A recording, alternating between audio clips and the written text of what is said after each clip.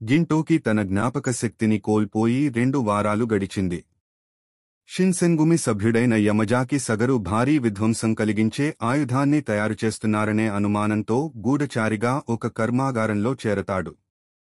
అక్కడ అతను గింటోకిని చూసి ఆశ్చర్యపోతాడు. గింటోకి జ్ఞాపకశక్తిని కోల్పోయాడని తెలుసుకుంటాడు. ఇంతలో ధ్వంసమైన యోరోజియా వద్ద షిన్పాచి తిరిగి వస్తాడని ఆశగా ఎదురుచూస్తున్న కాగురాను కలుస్తాడు.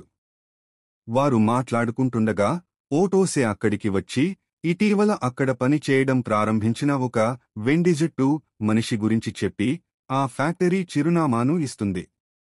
మళ్లీ ఫ్యాక్టరీకి వస్తే యమజాకికి అక్కడ జస్టావేస్ అనే బొమ్మలను తయారుచేసే పనిలో చాలా కష్టంగా ఉంటుంది. మధ్యాహ్న భోజన సమయంలో గింటోకితో కలిసి తింటుండగా ఓటాయ్ ఆమ్లెట్ తిని అమ్నీషియాతో బాధపడుతున్న కొండో కూడా అక్కడే పనిచేయడం చూస్తాడు. యమజాకి కొండోను బలవంతంగా ప్రధాన కార్యాలయానికి తిరిగి తీసుకెళ్లడానికి ప్రయత్నించినప్పుడు ఒక జస్టావేస్ కింద పడి పేలిపోతుంది. ఆ కర్మాగారం బాంబులను ఉత్పత్తి చేస్తుందని, ఆ ప్రమాదం వరుస పేలుళ్లకు దారితీసిందని తెలుస్తుంది.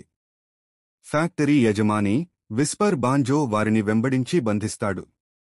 ఎడో తన ఉద్యోగాన్ని కోల్పోయేలా చేసి తన కొడుకును యాకుజాగా మార్చినందున ఈ అవినీతిపరుడైన ఎడోను నాశనం చేయాలనుకుంటాడు.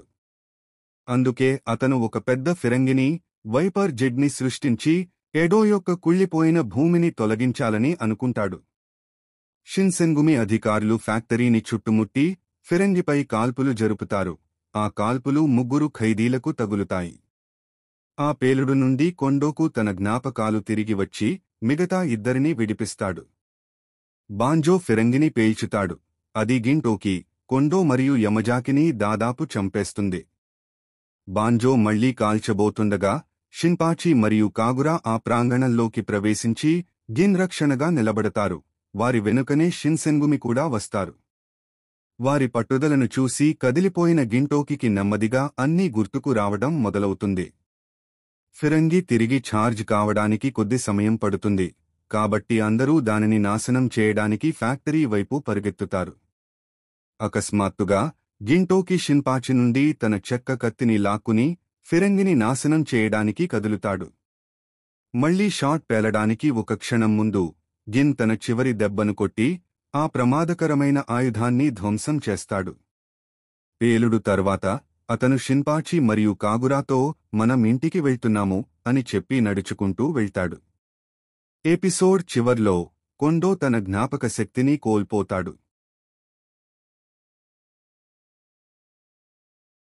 యోరోజియా బృందం తమ స్థలాన్ని మరమ్మత్తు చేయడం ప్రారంభిస్తుంది, కాని వారు మరింత నష్టాన్ని కలిగించడానికే ఎక్కువ కృషి చేస్తారు.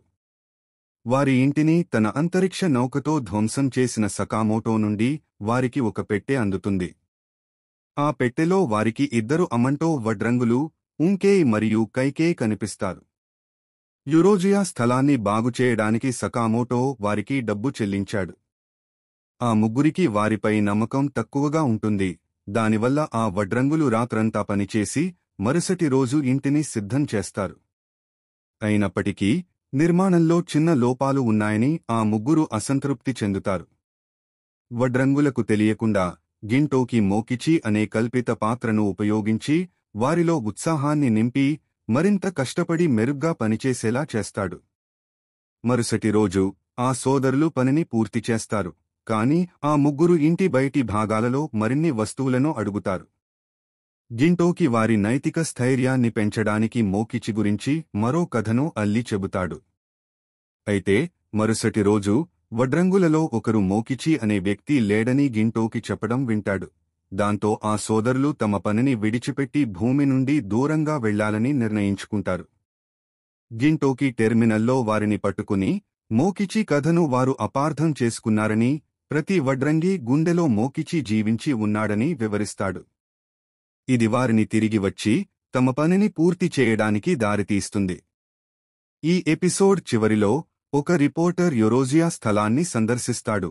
అక్కడ ఒక పూర్తి కోట ఎస్టేట్ నిర్మించబడి ఉండటం చూస్తాడు. అతను డోర్ బెల్ నొక్కడానికి ప్రయత్నిస్తాడు, కాని అది కోటను అంతరిక్షంలోకి ఎగిరిపోయేలా చేస్తుంది. శిథిలాలలో ఆ ముగ్గురు బయటపడతారు. వారి ఇల్లు మరోసారి ధ్వంసమైపోతుంది.